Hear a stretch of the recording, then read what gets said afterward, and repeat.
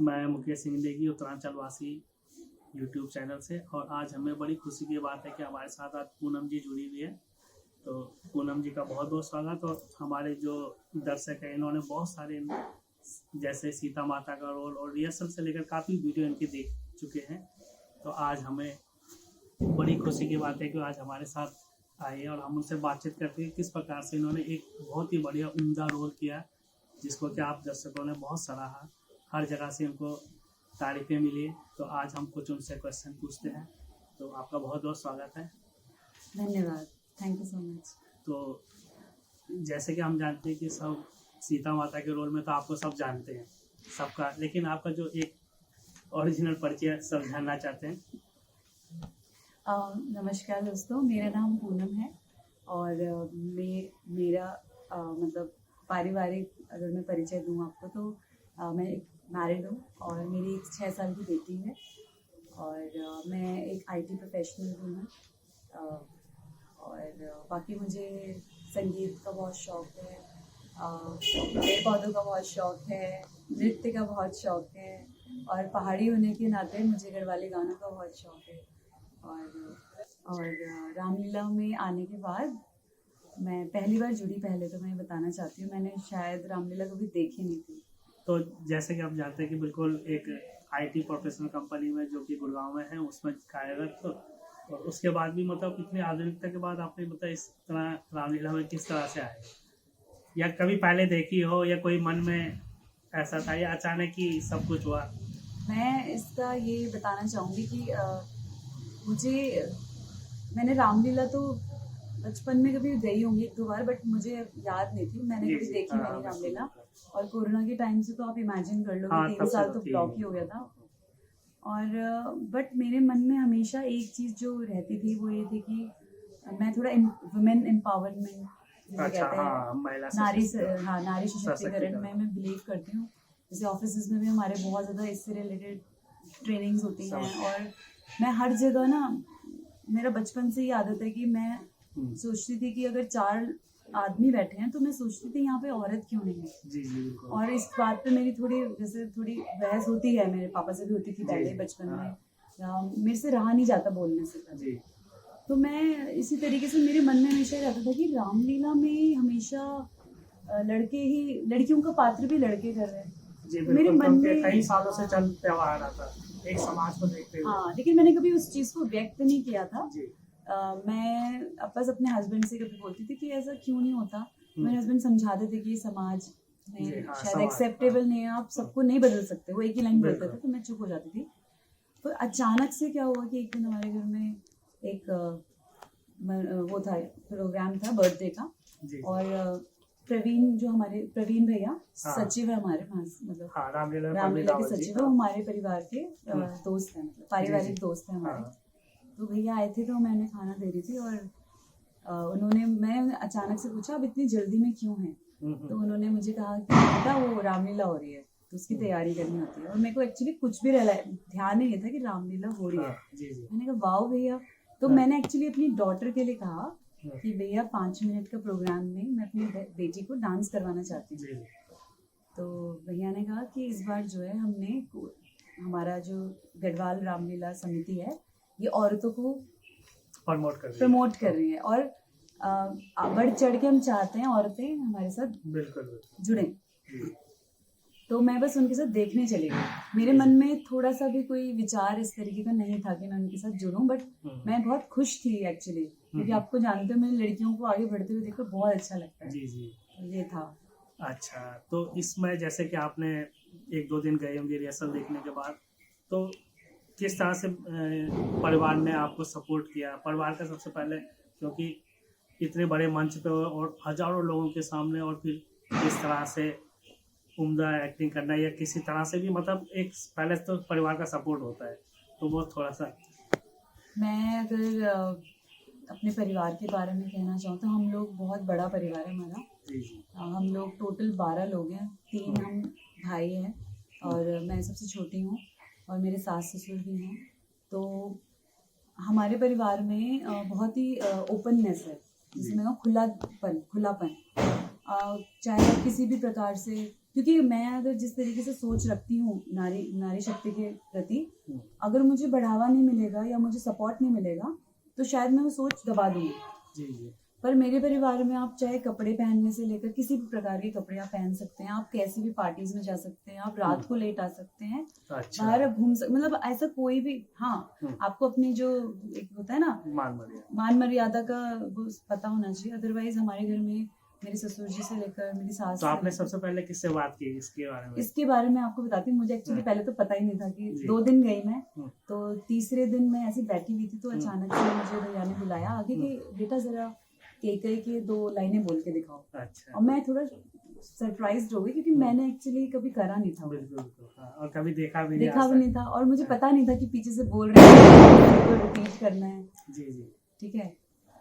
तो मैंने क्या किया कि मैंने बोल दिया, फिर उन्होंने आप बैठ जाओ, क्योंकि ऑफ कोर्स मैं खुद ही सेटिस्फाइड नहीं थी कि मुझे नहीं पता, सरप्राइज था। फिर मेरे पास सुभाष भैया आए, अगर आपको पता होगा हमारे जो डायरेक्टर हैं, अच्छा, सह डायरेक्टर, तो वो आए और उन्होंने पता नहीं मुझे अचानक से कहा क्या तुम सीता का रोल करोगी? अच्छा। मैं वहाँ बैठी थी और मैं उनके साथ मेरा ऐसे कोई कभी बातचीत भी नहीं, मुझे जानते भी नहीं है ज्यादा, और मैं थोड़ा सा मैं समझ नहीं पाई मुझे क्या से व्यक्त अपना करना चाहिए, क्योंकि ना मैंने ना बोला ना मैंने हाँ बोला। मैंने कहा भैया मुझे नहीं, आप मुझे बता दो कैसे चलना है, मैं चलूंगी, अपनी 100% दूंगी। तो भैया ने बस मुझे एक किताब पकड़ाई और कहा कि आप इसमें से सीता के गाने याद कर लेना, बस इतना ही हुआ। फिर अगले दिन मैंने एक गाना उन्हें रिकॉर्ड करके भेजा। घर में बातचीत की होगी? हाँ नहीं, मैंने तब भी बात नहीं की। अच्छा। क्योंकि क्या हुआ कि मुझे, मैं तो भी सिर्फ रामलीला की रिहर्सल्स देखने जा रही थी, तो घर वालों को पता था कि रिहर्सल्स देखने जा रही थी। तो मैं अपनी सास को भी बोला कि आप आइए हमारे साथ देखने चलिए, वहाँ पे इस बार लेडीज कर रही हैं। अच्छा। उन्होंने जिठान सबको बता दिया था। मैं उनको लगा मैं, क्योंकि अभी मेरा कुछ कंफर्म नहीं था, क्योंकि आपकी रामलीला में 10 दिन बचे हैं, कोई नया कलाकार का आना, मतलब मुझे नहीं लगता कि मुझे, जैसे हम ऑफिस में भी करते हैं कोई काम, कोई प्रोजेक्ट आने वाला है तो किसी एक्सपीरियंस होल्डर को ही कोई काम देते हैं ना। अब मैं 10 दिन बचे हैं, मैंने आज तक रामलीला नहीं देखी, बुक पहली बार देख रही हूँ, तो मुझे अपने ऊपर यकीन नहीं था, मैं सच बताऊँ कि मैंने कहा ठीक है भैया कह रहे, मैं मुझे क्योंकि गाने गाने का शौक है तो मैं याद कर लेती हूँ, श्लोक्स मुझे बहुत शौक है याद करने का, तो मैं वो याद कर लेती हूँ। अच्छा। फिर मैंने घर में ऐसे रेगुलर हम जाते रहे। फिर जब मैंने घर में कब बात की मैं आपको ये बता देती हूँ, जब मैंने ये देखा, पहले तो सुभाष भैया को भी थोड़ा सा हो गया था कि मुझे लगता है कि शायद समिति से कुछ लोगों का योगदान नहीं था, कि 10 दिन में आप कैसे तैयार करोगे, जो कि सही था। मैं खुद सही था, आप कंफ्यूज कर रहे हो कलाकार को, लेकिन मैंने अपनी वो छोड़ी नहीं, मुझे इतना पता था, और मैं वो अपने इंटरेस्ट के लिए करती थी। मेरे मन में 1% भी ये नहीं था कि मुझे करना है, मेरे को ये लगता था मैं अपने लिए याद करके रखती हूँ, मुझे बड़ा मजा आ रहा है। मैंने एक गाना किया, 2 गाने किए, उस पर फिर मनीष हमारे जो लक्ष्मण बनते हैं, उनका मुझे बहुत प्रोत्साहन रहा। अच्छा, मनीष बहुत ज्यादा, क्योंकि मैं तो बैक बेंच ले लिया था मैंने, और मैंने कहा ठीक है, मेरी बेटी, मेरी भतीजी, मेरे घर में 5 बच्चे हैं, उनके ऊपर बहुत अच्छा असर पड़ेगा इसका। मैं उनके साथ गाती थी शाम को, सुबह गुनगुना रही हूँ। अच्छा, मतलब बिना कंफर्म हुए आप? मैं तो गाती थी, किचन में काम कर रही हूँ तो गाना याद कर रही हूँ, बुक रखी हुई साइड में। और मनीष ने मुझे बहुत, जैसे मैं उनको व्हाट्सएप पे भेजती थी और मनीष मुझे उसे करेक्ट करके भेजता था, दीदी ये लय नहीं, ये लय है, आप सही, अच्छा गा रहे हो, बहुत अच्छा। मैं अच्छा भी नहीं गा रही हूँ तो बहुत अच्छा गा रहे हो आप।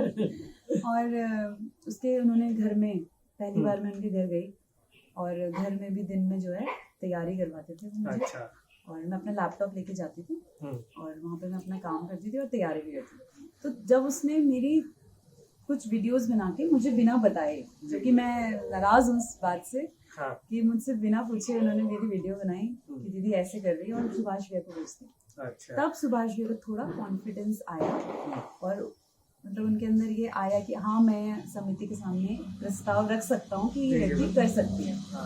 फिर भैया ने मुझ पर वर्क करना शुरू किया। जब भैया ने मुझ पर काम करना शुरू किया, तब मैंने घर में, मैंने सबसे पहले अपनी सास को बताया कि वो, क्योंकि भैया ने सबसे पहले क्वेश्चन यही था, क्या आपके घर वाले, जी बिल्कुल स्वाभाविक है, आपके हस्बैंड, आपके सास ससुर पहले उनकी अनुमति होनी चाहिए। हाँ, और क्योंकि बिल्कुल आगे जाके बहुत सी चीजें होती हैं। हाँ, तो मैंने सबसे पहले अपनी सास को बताया हम्म, कि वहाँ पे जो है इस तरीके का प्रोग्राम हो रहा है और मैं उसमें सीता का रोल का मुझे बोला जा रहा है, हो सकता है मैं इस साल ना बनूं, हाँ, बट फिर भी आपकी सहमति चाहिए। तो खुश थी, बहुत खुश अच्छा, थी। और मेरे हस्बैंड, जैसे कि मैंने बताया पहले भी कि वो मेरे दोस्त ज़्यादा हैं और पति जी, बाद में है, तो वो मुझे मेरी बातों पे कभी ऐसे नहीं कि क्यों, मतलब ऐसे एक होता है ना एक आपको हुक्म चलाना, नहीं, जी, जी, मुझसे कहते हैं कि आपसे हो सकता है हम्म, अपने जॉब के साथ तो आप कर लो, हमें बाद में आप ये मत कहना कि मतलब प्रॉब्लम हो रही है मुझसे ये नहीं हो रहा। हाँ, मैंने कहा वो मेरी हेडेक है, मैं कर लूंगी, बस सपोर्ट चाहिए। कोई बात, जैसे कि बहुत सारे सीन होते हैं, आप राम के साथ सीन करते हो, हाँ, हाँ, अब रावण के साथ हाँ, सीता हरण होता है, हाँ, तो आपको कुछ प्रॉब्लम नहीं होनी चाहिए, बाकी बिल्कुल, हाँ। तो इस तरीके से उनका रिएक्शन था। अच्छा, और आपके मन में क्या था उस टाइम के, इतने बड़े समाज के सामने और इतने बड़े स्टेज के सामने जाऊं और इतनी प्रैक्टिस करनी और फिर ऑफिस भी देखना, बच्चे भी देखना, घर भी देखना, तो उस टाइम असमंजस में थे या मन में देख निश्चय कर लेता कि ये करना ही है?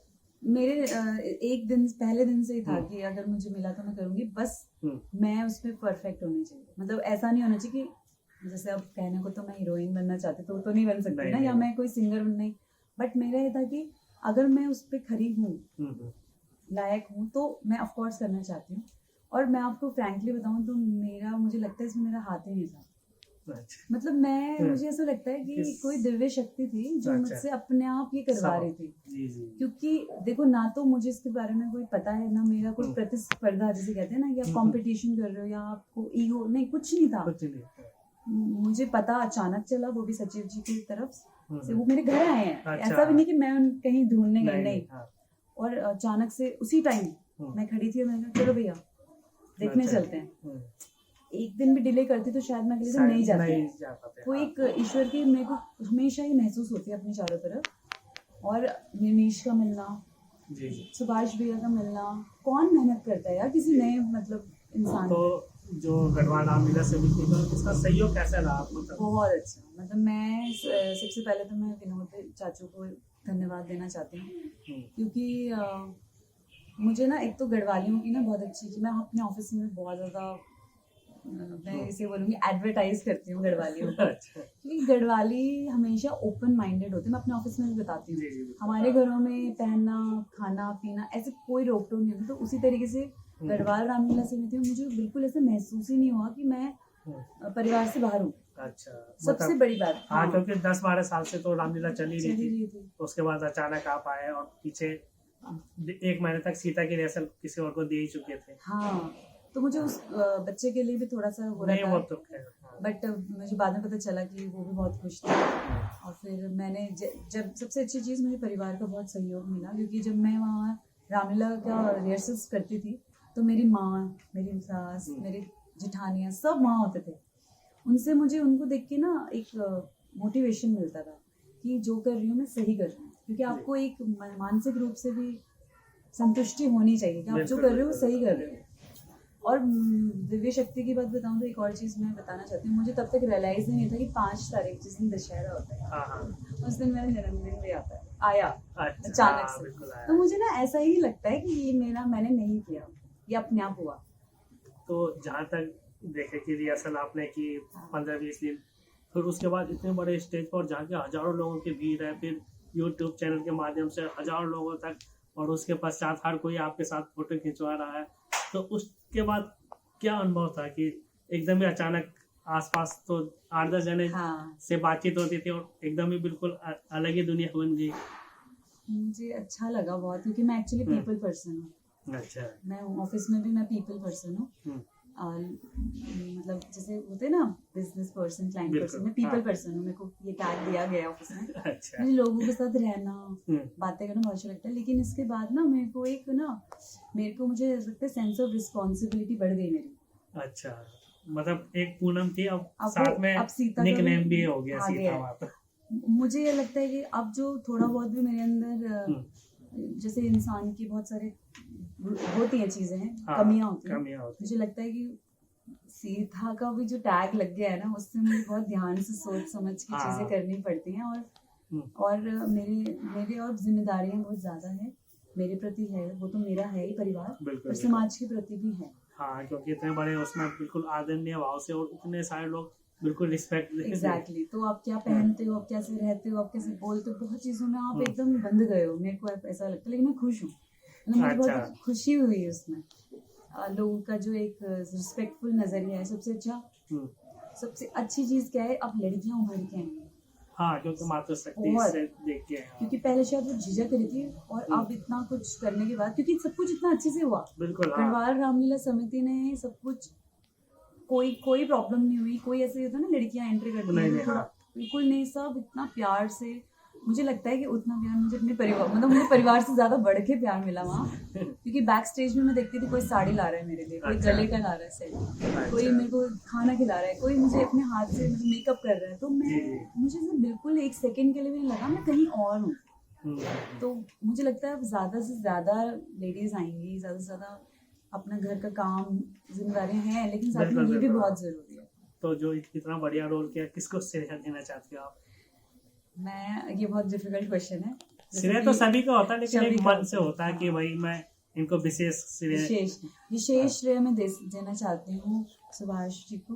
जी जी। ठीक है, उन्होंने जो मुझ पे भरोसा, उनका जो भरोसा था ना, आप यकीन नहीं करोगे, मुझे स्टेज में लोगों से कोई डर नहीं लगता था। अच्छा। लेकिन मुझे मन में उनका रहता था कि मुझे उनको अपना 100% देना है। 100% देना है, उनका वो नहीं डाउन होना चाहिए, जो उन्होंने मेरे लिए फाइट की, मतलब जी जी जी। जो उन्होंने हाँ। लोगों से बहस करके, लड़ाई करके मुझे हाँ। आगे लेके आए, जी जी। वो मैं रखती हूँ। उनके लिए बहुत, दिल में मेरे लिए बहुत ज़्यादा प्यार है, उनके लिए रिस्पेक्ट है। मनीष भाई का मेरे बहुत ही, मतलब जितने सुभाष भाई ने मेहनत की, उतनी मनीष की भी मेहनत थी, क्योंकि वो मुझे, हाँ जी, क्योंकि मेरे पास टाइम नहीं था, तो वो वीडियोस शेयर करके मुझे, दीदी आप ऐसे करना, रिकॉर्ड करके, दीदी सुबह आज आपने कोई गाना नहीं भेजा, क्योंकि आज मैं ऑफिस में बिजी हूँ, बिल्कुल हाँ, और आप आई नहीं थी, मतलब घर बुलाना, मेरे ऑफिस का काम चल रहा है, तो पेशेंस रखना कि मेरा लैपटॉप है और यहाँ रिहर्सल चल रही है, तो मैं ऐसे चैट भी कर रही हूँ ऑफिस में और यहाँ काम भी कर रही हूँ, तो वो बड़ा ही वो बहुत ही असमंजस का था। फिर तीसरा श्रेय मैं देना चाहती हूँ विनोद चाचू को।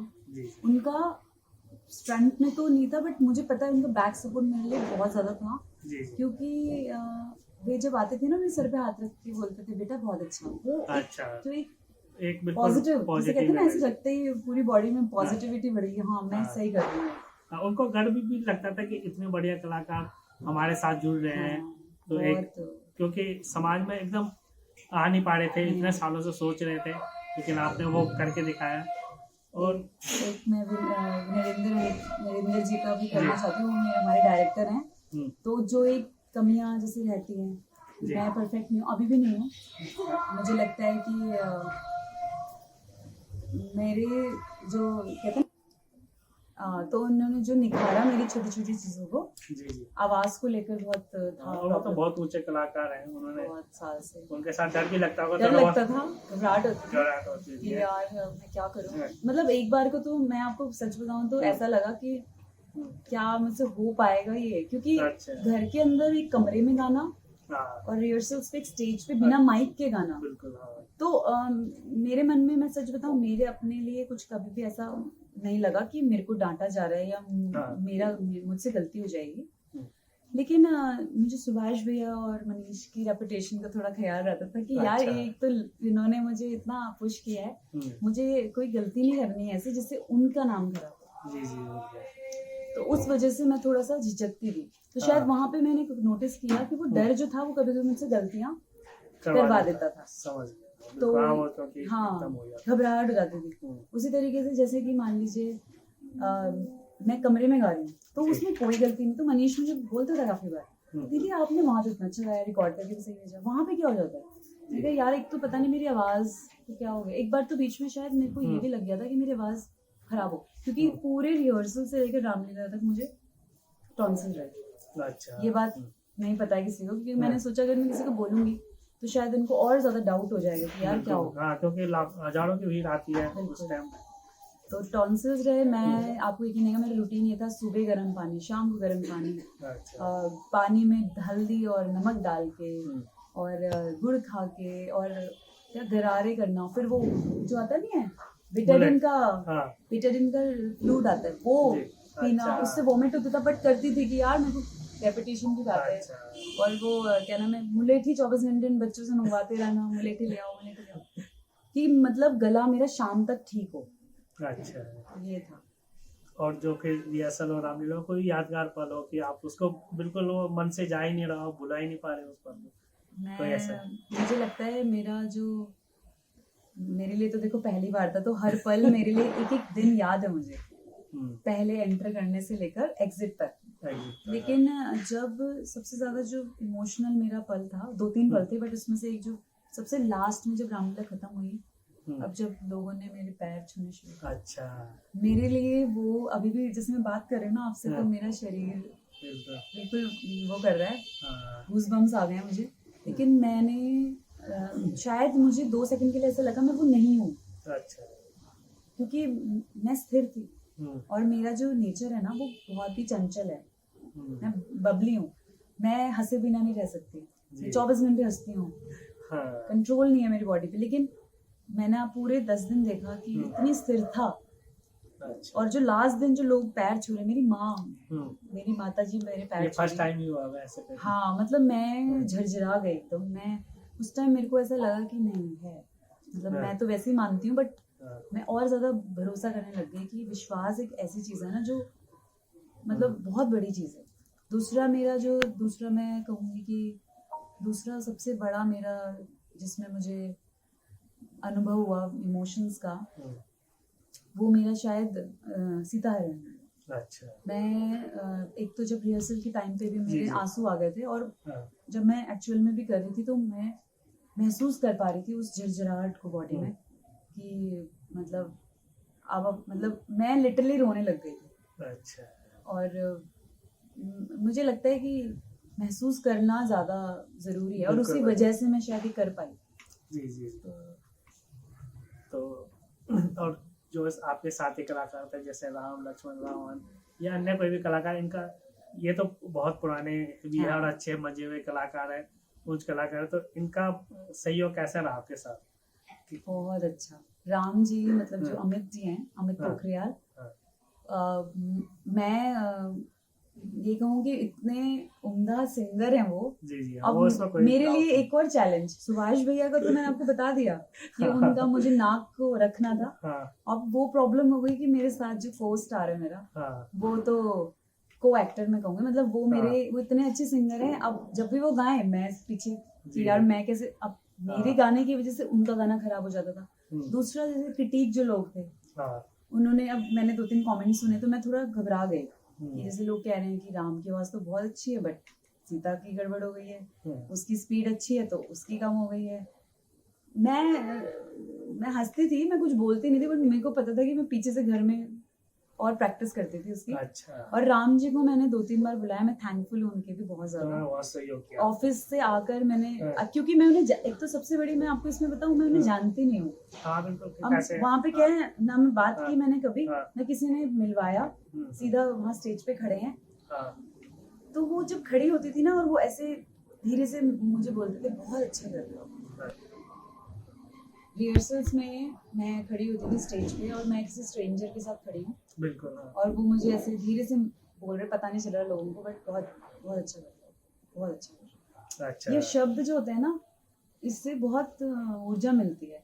और उसी तरीके से जब लास्ट के 3 दिन, रामलीला शुरू होने से 2 दिन पहले मैंने उन्हें रिक्वेस्ट की, मैंने मनीष से नंबर लिया, और मैंने उनसे कहा कि मैं आपको थोड़ा परेशान कर रही हूँ, मुझे उनके बारे में कुछ नहीं पता था। मैंने कहा आप जब भी ऑफिस से आते हो मुझे बस आधा घंटा चाहिए आपको। बेचारे घर आते थे मेरे, मैंने उनके साथ जो सम्मिलित गाने थे हमारे, लेके चलोगे मोहे संग, और क्योंकि बहुत अच्छे गाने होते हैं और पब्लिक किसी के पीछे आती है, अगर इसमें थोड़ी भी कमी रहती तो रामलीला ही खराब हो जाती। मैंने उनको कहा प्लीज आप पहले ये क्लियर करो मेरे साथ। अच्छा। क्योंकि मैं आपका गाना नहीं खराब कर सकती, मेरे तो छोड़ो, बोलेंगे लोग की अच्छी आवाज नहीं है सीता की, कह सकते कि नया कलाकार है कोई भी। लेकिन मैं आप, क्योंकि जैसे सिंगर्स होते हैं ना, अब आप अकेले गा रहे हो तो ठीक है, मैं अकेले गा रही हूँ तो ठीक है, लेकिन जब साथ गाते हैं लय खराब हो गया।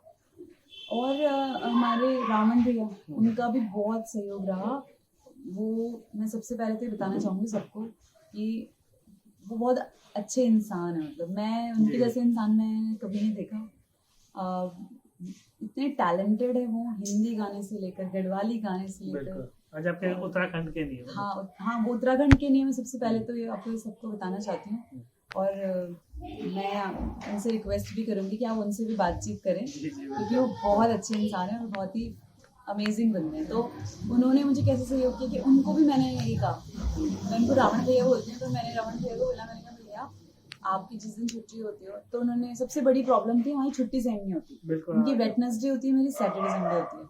तो वो वेटनेसडे को शाम को आए एक दिन, और उन्हें एक दिन आके मुझे सारा सीन क्लियर किया, क्योंकि सबसे बड़ी प्रॉब्लम क्या है, वो सीता हरण था। पहले लड़का रोल करता था, तो लड़के को कंधे में उठाना, पकड़ना, हाँ, सब नॉर्मल था। वो नॉर्मल हो गया। अब हमें समाज के हिसाब से चलना है, और ये चीज़ हमें क्लियर नहीं थी। हाँ, तो हमने आपस में मिलके डिसाइड किया कि हमें थोड़ा सा समाज के रीति को भी लेके, हाँ, बिल्कुल। और थोड़ा मर्यादा को भी लेके हमें इस रोल को करना है। तो इस चीज़ अगर वो मुझे नहीं करते सपोर्ट, या वो मुझे अकेले नहीं मिलते बाद में अलग से, जी जी। तो मुझे नहीं लगता कि ये सीन अच्छे से हो पाता। नहीं, और बहुत ही बढ़िया सीन गया था हाँ। इसमें, और बहुत ही दर्शकों ने इसको पसंद भी किया था कि जिस तरह से चुन्नी का प्रयोग करके वो बहुत ही, मतलब आगे जो भी रामलीला है या जो करवाते हैं वो देख सकते हैं इस विशेष सीन को। और फिर इस प्रकार जो सीता का जो बहुत ही बढ़िया, मतलब रोल तो आपने किया ही है, लेकिन कोई एक अच्छा सा जो गीत हो कुछ, वो हमारे दर्शकों को थोड़ा सा। आवाज थोड़ा मैं ठीक है, मैं गाती हूँ उसको। आपको कौन सा गाना आपको जो पसंद हो, जो इसमें ज्यादा। थैंक यू सो मच, आप भी मेरा गाना सुनना चाहते हो? जी जी। मैं गाती हूँ, मैं धूप पड़ी है धूप से गाती हूँ। जी।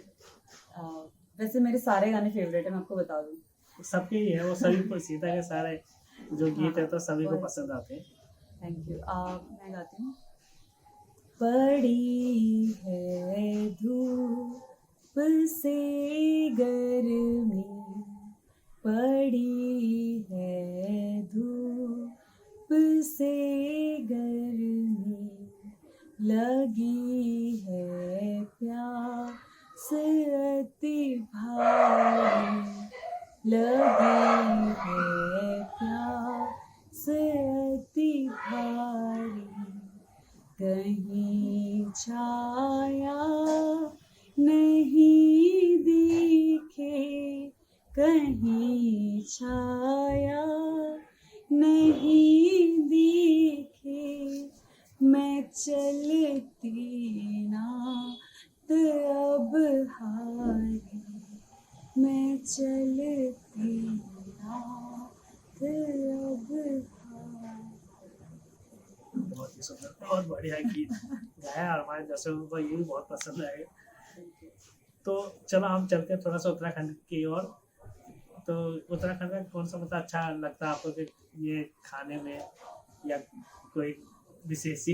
विशेष मुझे मैं आपको हैरानी होगी, वैसे तो मैं दिल्ली में ही रही हूँ हमेशा जी से। जी बिल्कुल। हाँ, बचपन से। हाँ, मैं लेकिन मुझे नॉर्मल खाना नहीं पसंद। मुझे जैसे पलियो पलियो पता है आपको? हाँ, छंछिया जिसे कहते हैं कुछ हाँ। लोगों में।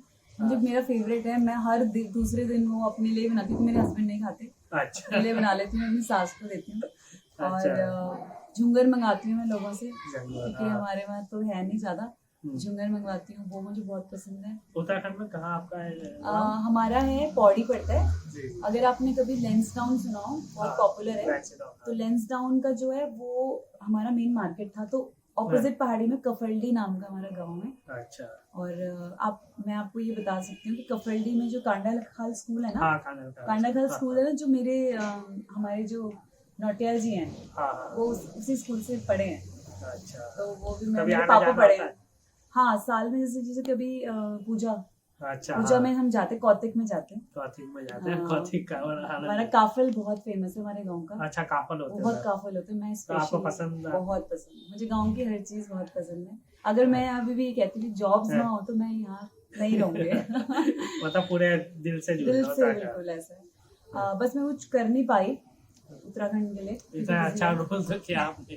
हाँ, बढ़िया। बस ये कि और समाज को आगे ले आए। समाज में जैसे वही- दिल्ली जैसे जगह में भी बहुत ही मुश्किल आती है, और हमारे अभी भी बहुत सारी रामलीला है कि जहाँ पर मातृशक्ति आगे बढ़ के नहीं आ पा रही, या बहनें आगे नहीं बढ़ के आ रही। आपने वो हिम्मत दिखाई है। तो जिस प्रकार आपने ना बिल्कुल मातृशक्ति या बहनें जो हमारी आगे बढ़ के आई है, उसमें बिल्कुल एक प्रेरणा दे दी उनको।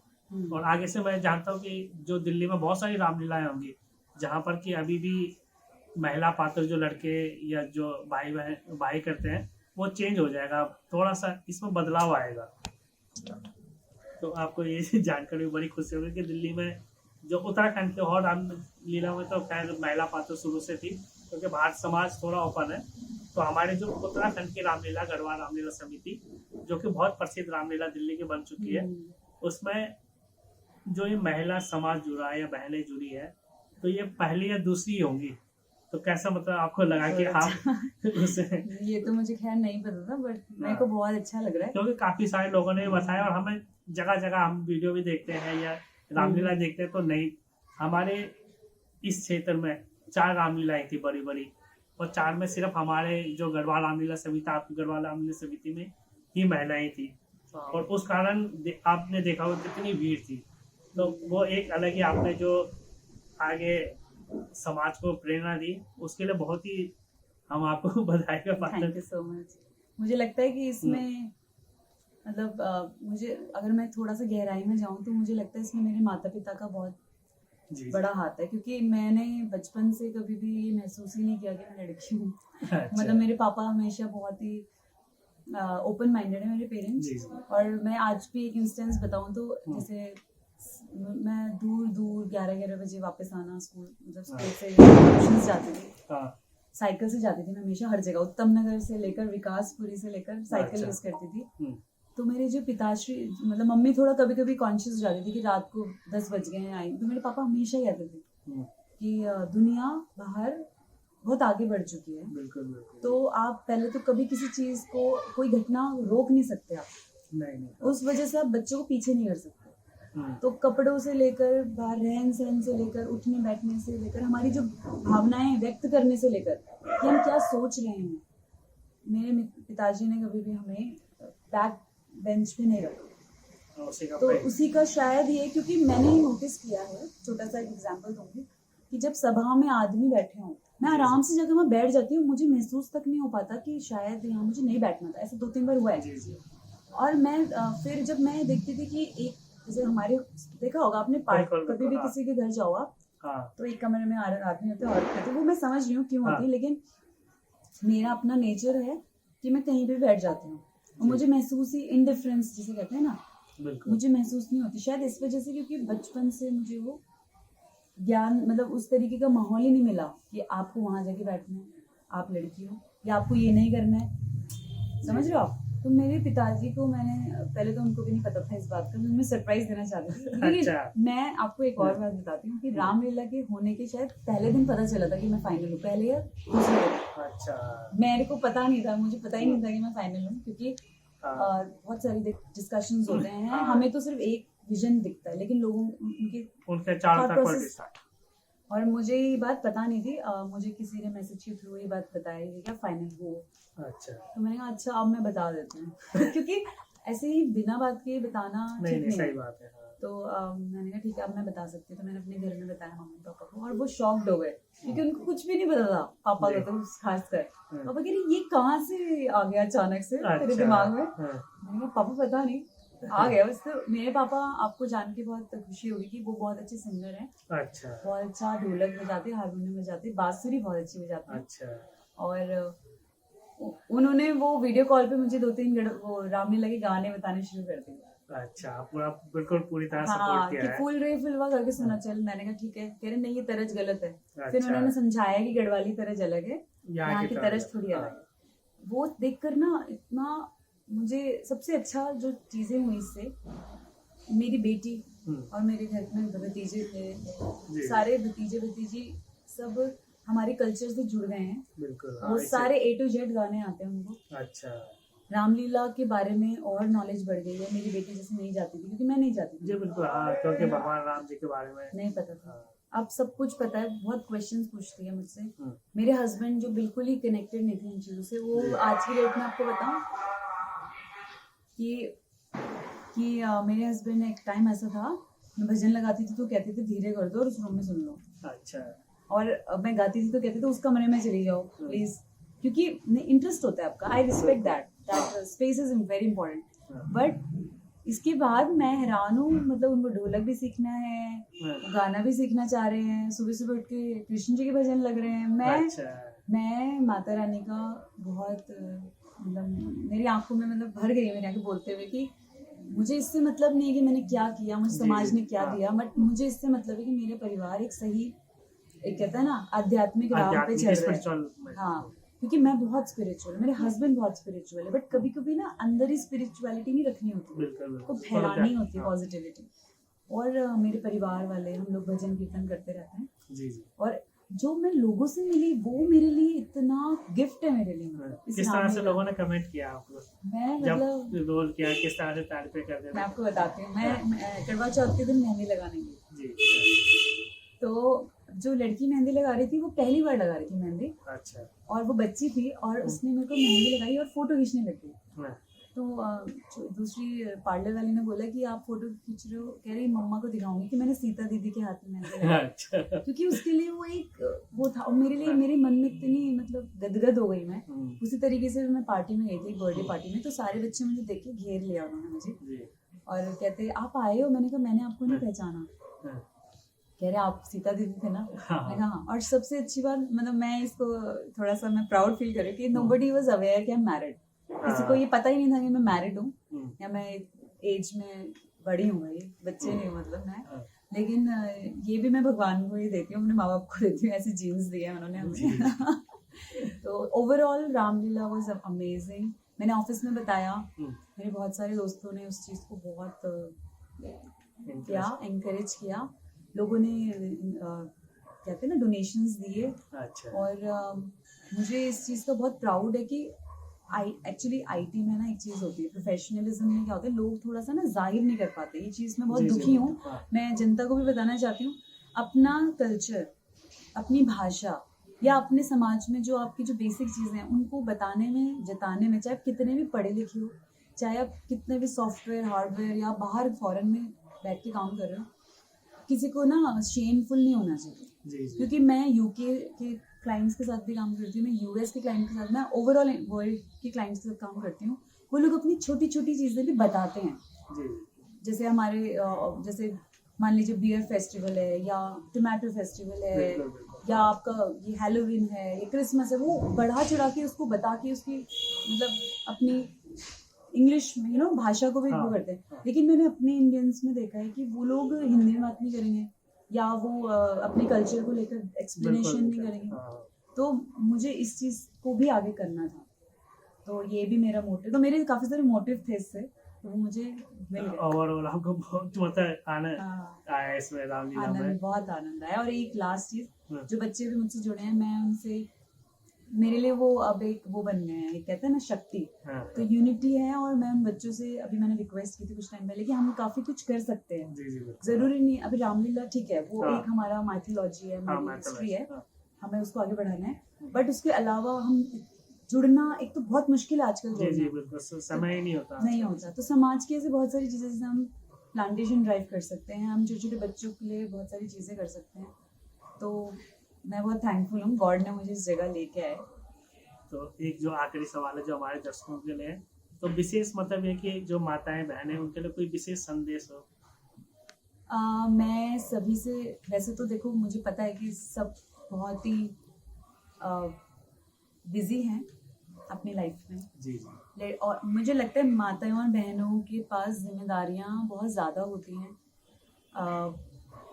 कहने को ये होता है कि घर का काम, बट जैसे मैंने बहुत सारे लोगों के मुंह से सुना है कि अरे घर में तो थे, बट ऐसा नहीं होता। मैं सभी को, अगर ये इंटरव्यू लड़के भी देख रहे हैं तो मैं सबको रिक्वेस्ट करूँगी कि उन्हें हमेशा सपोर्ट करें, क्योंकि वो घर का काम कभी खत्म नहीं होता। मतलब मुझे ऐसा लगता है सुबह से रात हो जाती है, एक बंदा आके घर आके रेस्ट भी करता है, लेकिन उनको रेस्ट नहीं मिलता है। उस चक्कर में उनका जो अंदर बहुत सारी योग्यताएं होती हैं, जो जैसे कि मान लीजिए किसी को गाना बहुत अच्छा गाती हूँ, जैसे हमारी शूर्पणखा दीदी हैं, कितनी टैलेंटेड एक्टर है वो, ठीक है, आवाज अच्छी, एक्टिंग अच्छी, सब कुछ अच्छी। तो ऐसे ही हर माता और बहन के अंदर इतना टैलेंट है ना, कूट कूट के। तो उसको निकालने में मुझे लगता है उनके जो पार्टनर होते हैं और उनका जो परिवार होता है वो सहयोग करे, अगर थोड़ा जी, सा एडजस्टमेंट करे जी। तो वो आई थिंक बहुत आगे बढ़ सकती हैं। और फिर जब औरत आगे बढ़ती है तो परिवार लेके चलती है, क्योंकि औरत कभी अपने परिवार को नहीं छोड़ती। बिल्कुल सही बात। उसमें बच्चों का भी बहुत भला होता है मुझे लगता जी है।